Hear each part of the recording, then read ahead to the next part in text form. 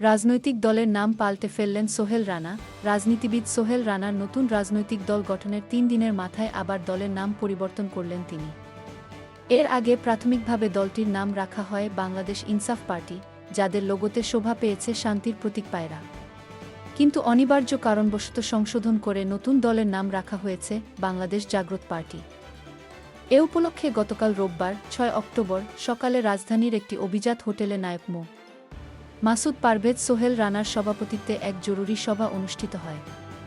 সেখানে সভায় সবার কাছ থেকে ২০টিরও অধিক নাম প্রস্তাব আকারে আসলে সর্বসম্মতিক্রমে বাংলাদেশ জাগ্রত পার্টি গৃহীত হয়। সভায় দীর্ঘ সময় ধরে দলের নীতি আদর্শ, লক্ষ্য উদ্দেশ্য ও কর্মসূচি বিশ্লেষণ করা হয়।